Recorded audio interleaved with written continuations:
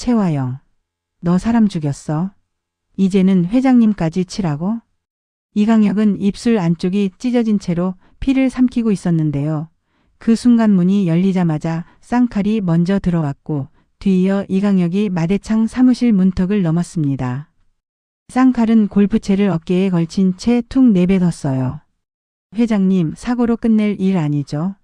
마대창은 눈썹 하나 까딱하지 않았고 이강혁은 그 차가운 정적 앞에서 다리가 떨렸습니다. 바로 이 장면이 이강혁이 평생 붙잡고 살던 최화영의 목줄에서 처음으로 벗어나려는 시작이었거든요. 마대창은 이강혁을 똑바로 보며 말했습니다. 내가 지금 여기까지 온 이유가 나를 죽이려는 동선보고가 아니라면 말해봐. 이강혁은 목이 탔지만 도망치지 않았어요. 쌍칼이 문을 잠가버리는 소리가 들렸고 이강혁은 그제야 속으로 깨달았습니다.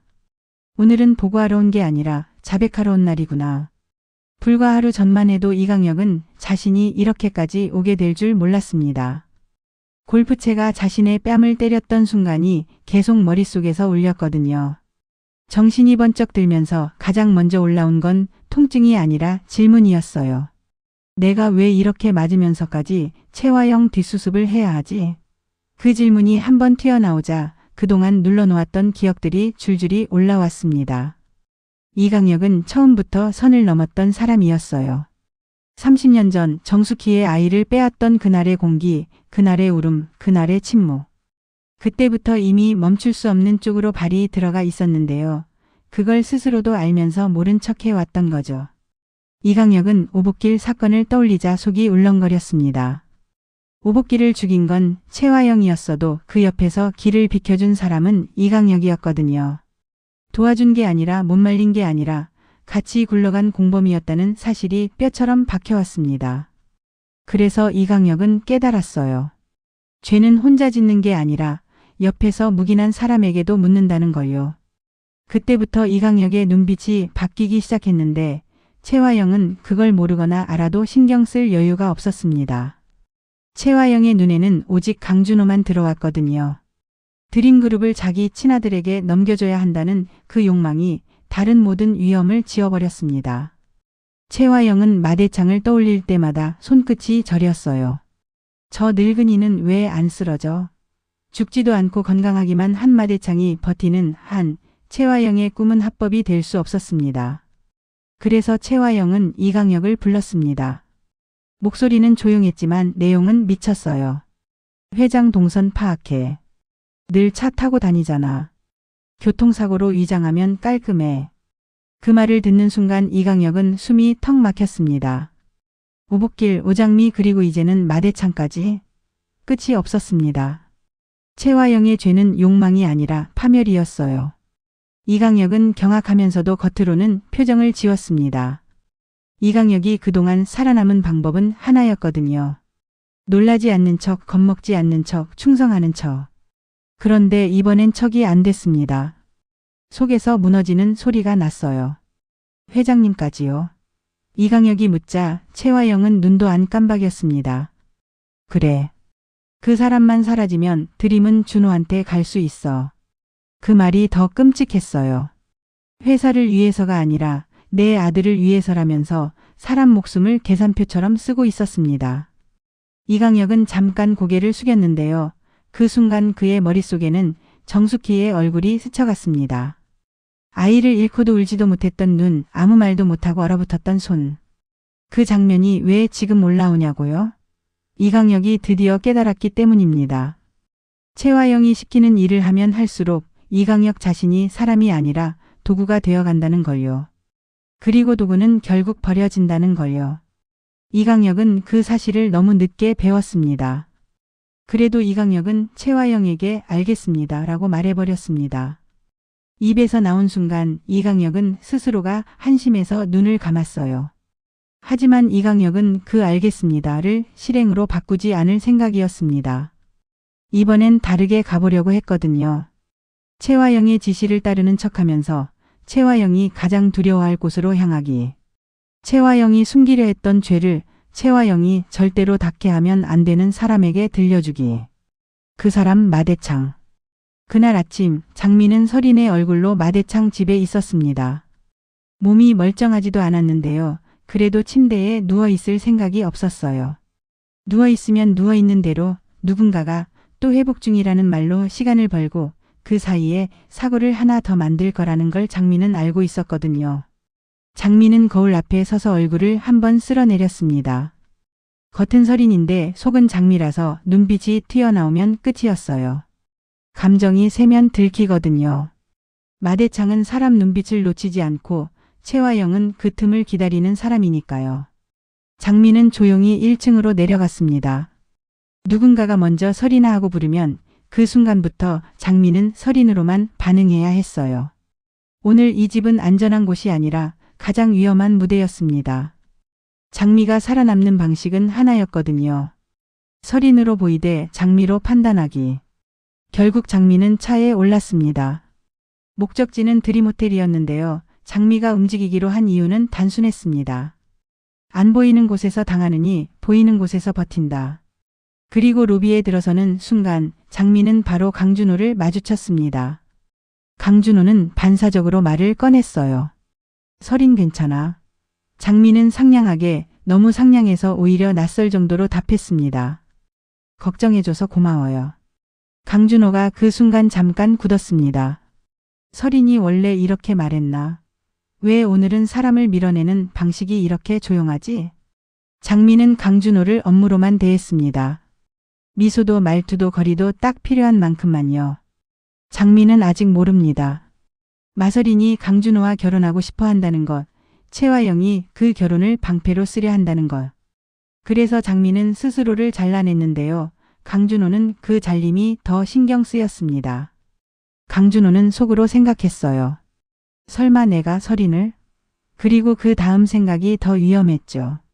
아니, 왜 오늘의 설인은 다른 사람 같지? 같은 시간 진홍주는 디저트 상자를 들고 한영자의 사무실로 갔습니다. 목적은 단순했어요. 강백호 얼굴이라도 한번 보려고. 진홍주는 웃으면서 들어갔는데요. 한영자 표정이 어두웠습니다. 백호는 지금 정신없어.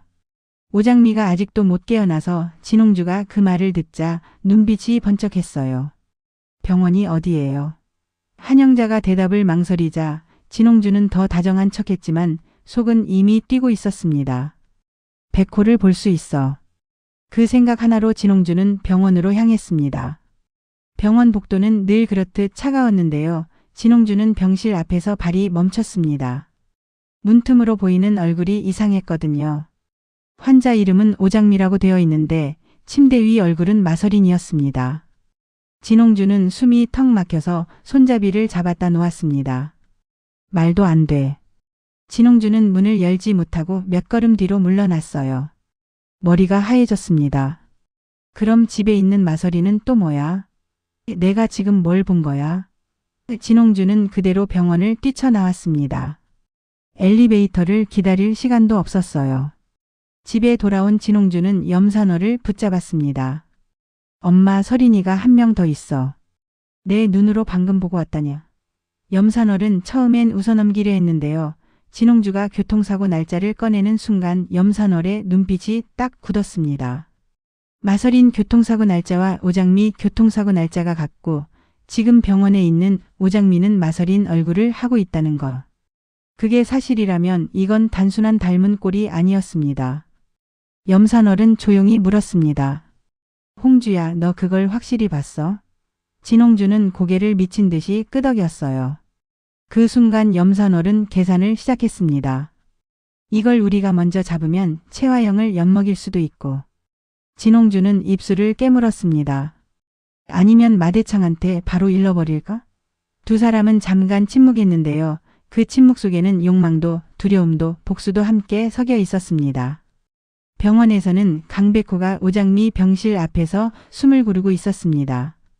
강백호는 오장미가 들을 수 있을지 없을지 모르는 상태에서도 말을 멈추지 않았어요. 장미 씨, 오늘 증거를 잡았어요. 장미 씨를 친 트럭이요. 강백호는 경찰에게 들은 정보를 오태평에게도 전했습니다. 지금 뺑소니 트럭 추적 중이고요. 거의 다 찾아간다고 했어요. 오태평은 그 말을 듣자마자 얼굴이 굳었습니다. 그럼 그때도 전에도 장미가 죽을 뻔했던 것들 있잖아. 그거랑 다 연결되는 거 아냐? 강백호는 고개를 천천히 끄덕였어요. 맞아. 전에 장미 씨가 쌍칼을 보고 따라갔다가 봉고차에 납치될 뻔한 적도 있어. 오태평이 침을 삼켰습니다. 그럼 장미를 없애려는 건 쌍칼인데 쌍칼 위에 또 누가 있는 거야? 강백호는 그 말이 너무 정확해서 오히려 등골이 시렸습니다. 강백호는 그 자리에서 바로 경찰에 전화를 걸었습니다. 쌍칼 그 사람 잡는데 전력 다해주세요. 이건 단순 뺑소니가 아닙니다. 반복이에요. 누가 계속 장미 씨를 지우려고 합니다. 강백호는 통화를 끊고도 손이 떨렸는데요. 그 떨림은 분노 때문이었습니다. 누가 감히 사람 목숨을 사고로 포장해요. 강백호는 그 방식이 너무 익숙하다는 게 더 끔찍했습니다. 여기부터는 진짜 놓치시면 안 돼요. 이 다음이 핵심이거든요. 강백호는 다음 행동으로 바로 옮겼습니다.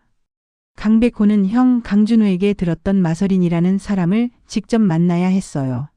그런데 전화를 걸어도 연결이 되지 않았습니다. 강백호는 그게 더 불안했어요. 연결이 안 된다면 직접 가야지. 강백호는 병원을 나와 드림호텔로 향했습니다. 드림호텔 로비는 번쩍였지만 강백호 눈에는 그 번쩍임이 피처럼 보였어요.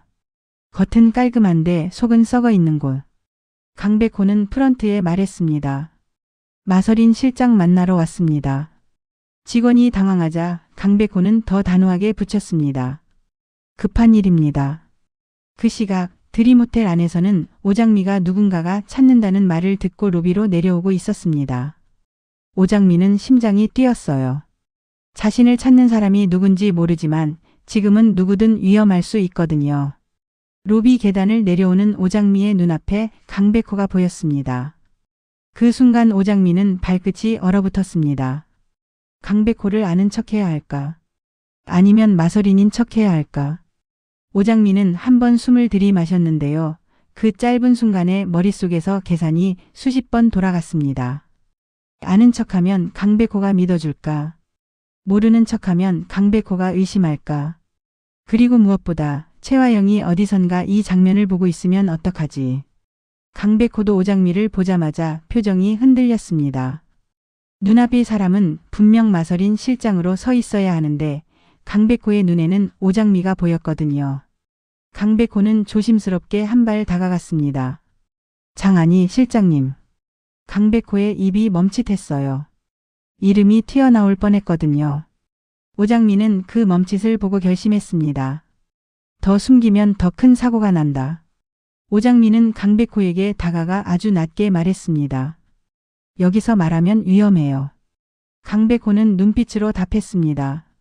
나도 알아. 오장미는 그 자리에서 끝까지 참았다가 결국 폭발하듯 털어놓기 시작했습니다. 강백호 씨 저 도와주세요. 강백호가 숨을 삼켰습니다. 오장미는 더 낮게 더 빠르게 말했어요. 나 지금 내가 누군지로 사람들한테 판단받는 게 아니라 누가 나를 죽이려고 하는지부터 막아야 해요. 강백호는 오장미가 무슨 말을 하려는지 감을 잡았고요. 그 감이 맞을까 봐 더 무서웠습니다. 오장미는 마지막 문장을 꺼내기 전에 눈을 한번 감았습니다. 그리고 딱 말했습니다. 나 마서린 아니에요. 오장미예요. 강백호는 그 순간 숨이 멎는 줄 알았습니다. 머릿속에서 퍼즐이 한꺼번에 맞춰지는 소리가 났어요. 병원에 누워있는 오장미 그런데 얼굴은 마서린. 호텔에 있는 마서린 그런데 말투는 오장미. 그게 우연일 수가 없었습니다. 강백호는 바로 물었습니다. 그럼 병원에 있는 사람은 누구예요? 오장미는 입술을 떨었습니다. 그건 나도 아직 다 모르겠어요. 근데 확실한 건 누가 이 판을 깔았어요. 강백호는 그 말에 눈빛이 단단해졌습니다. 최화영. 오장미는 고개를 끄덕였어요. 이름을 말하는 순간 둘의 사이 공기가 더 차가워졌습니다. 오장미는 강백호에게 부탁했습니다. 나 혼자서는 못 버텨요. 나를 친 트럭도 쌍칼도 다 연결되어 있어요. 강백호는 대답 대신 자신의 폰을 열어 경찰 연락 기록을 보여줬습니다. 이미 쫓고 있어요. 근데 이건 경찰만으로 끝나지 않을 것 같아서 내가 들어왔어요. 오장미는 그 말에 눈이 잠깐 흔들렸습니다. 믿어도 될까? 믿으면 또 배신당하지 않을까? 오장미는 그 불안을 삼키고 말했습니다. 그럼 우리 같이 가요. 강백호는 고개를 끄덕였습니다.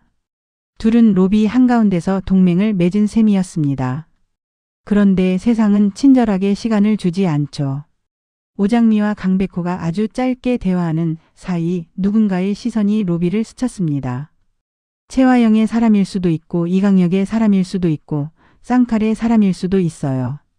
오장미는 그 시선을 느끼는 순간 목덜미가 서늘해졌습니다. 오장미는 강백호에게 딱 한마디만 했습니다. 지금부터는 우리 말 한마디도 조심해야 해요.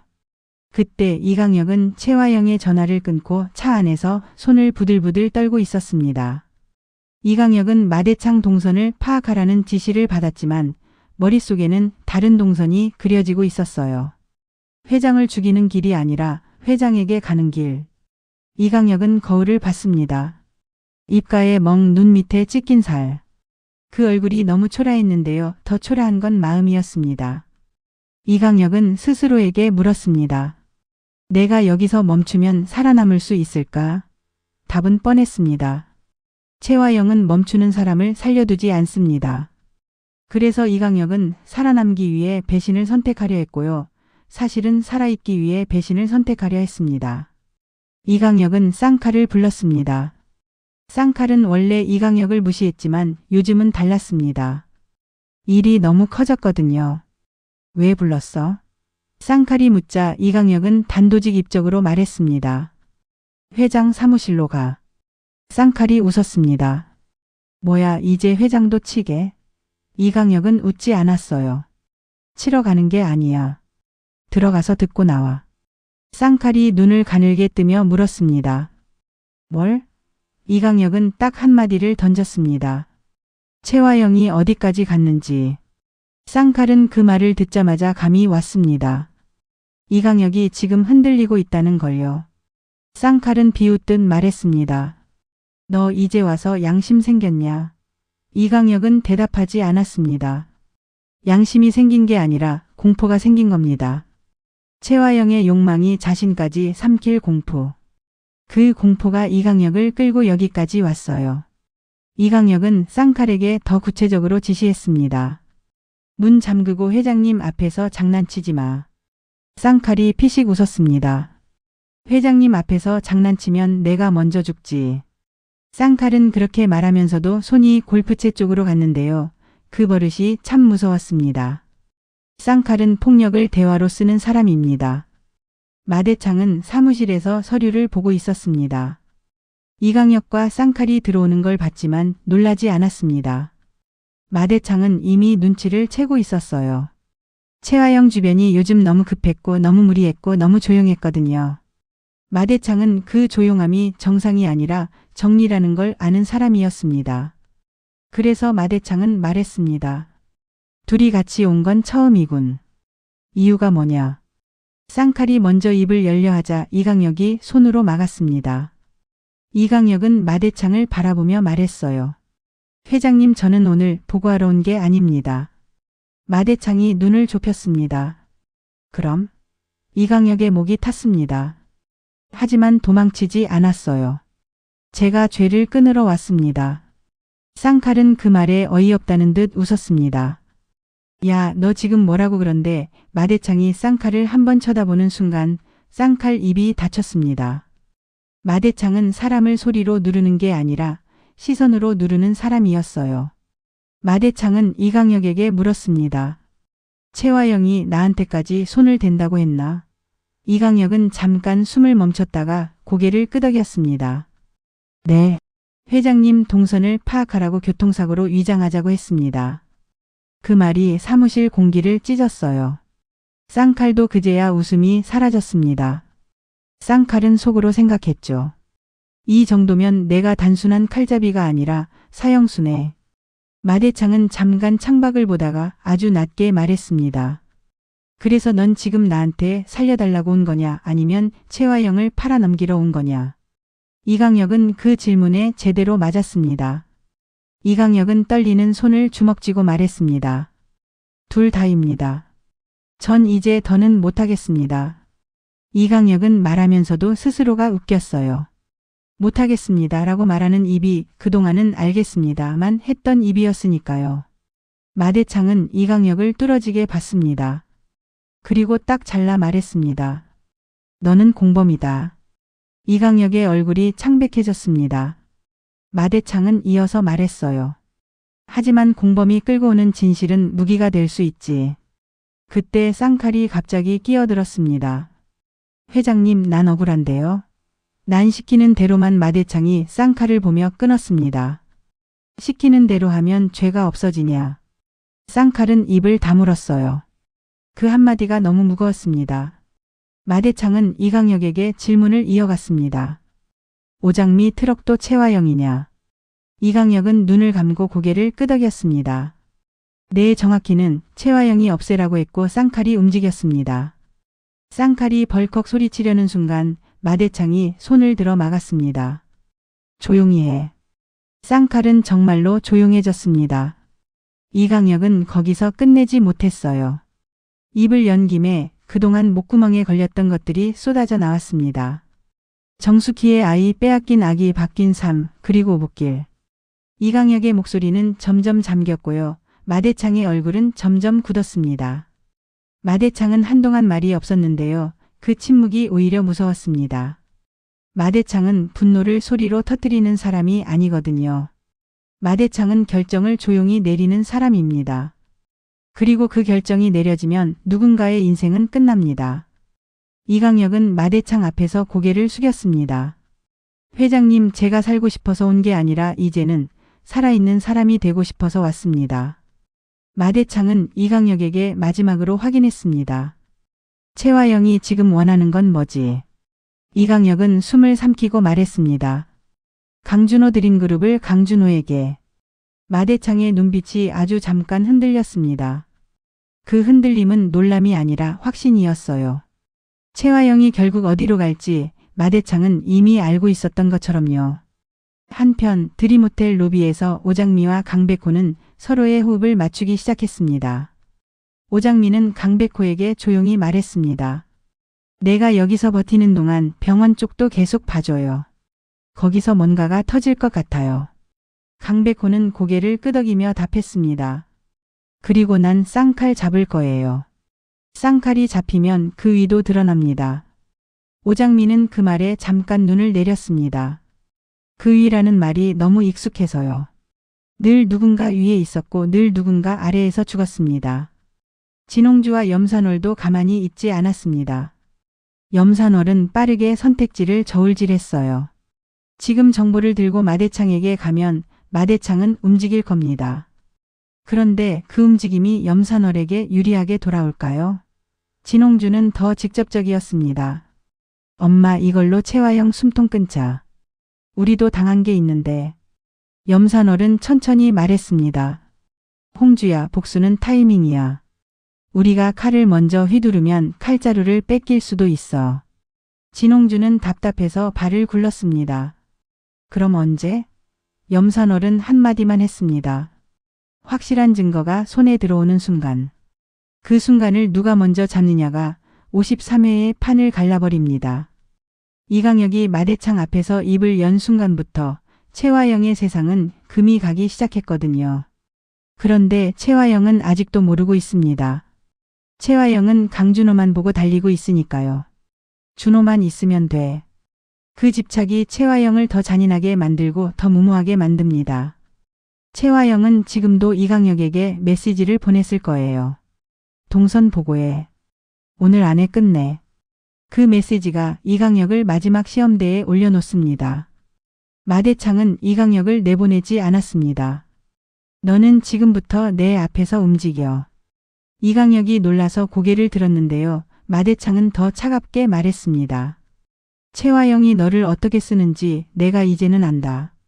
그러니 너는 내 눈앞에서 숨 쉬어.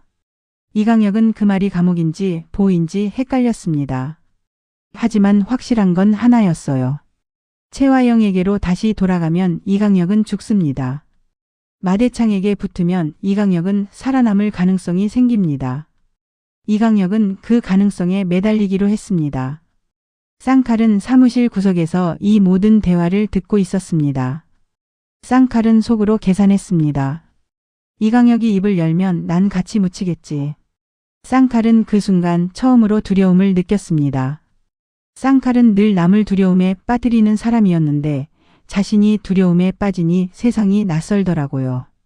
쌍칼은 이강혁을 노려봤습니다. 너 배신이냐? 이강혁은 쌍칼을 보지 않았습니다. 배신이 아니라 생존이야. 쌍칼은 이를 갈았습니다. 생존은 나도 하고 싶거든. 그리고 바로 그때 마대창의 전화가 울렸습니다. 마대창은 전화를 받지 않았어요.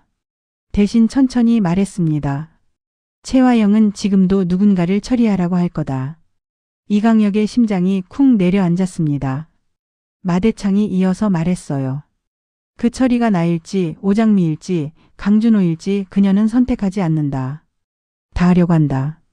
이강혁은 그 말이 너무 정확해서 더 공포였습니다. 오장미는 로비에서 강백호와 헤어지기 직전 아주 짧게 웃었습니다. 강백호 씨, 나 오늘은 안 죽을 것 같아요. 강백호는 그 웃음이 왜 이렇게 슬픈지 몰랐습니다. 강백호는 오장미에게 말했습니다. 장미 씨, 오늘은 버티는 날이 아니라 잡는 날이에요. 오장미는 고개를 끄덕였습니다. 그런데 오장미가 돌아서는 순간 멀리서 누군가가 오장미를 부르는 듯 했어요. 오장미는 반사적으로 어깨를 움찔했습니다. 누가 나를 보고 있지? 진홍주도 병원 장면을 머릿속에서 지우지 못했습니다. 엄마, 그 얼굴 마설인 맞아. 근데 이름은 오장미야. 염산월은 진홍주의 손을 잡고 말했습니다. 내가 본 게 사실이면 그건 사람이 2명이라는 뜻이야. 진홍주가 눈을 크게 떴습니다. 염산월은 더 낮게 덧붙였어요. 그리고 그 둘을 뒤바꾼 사람이 있다. 진홍주는 이를 악물었습니다. 최화영. 염산월은 고개를 끄덕이며 아주 위험한 결론을 내렸습니다. 마대창에게는 우리가 주는 정보가 아니라 우리가 쥐고 있는 증거가 필요하다. 강백호는 경찰에게 다시 연락하며 쌍칼 동선을 더 좁혔습니다. 그런데 그 순간 강백호 폰으로 낯선 번호가 들어왔습니다.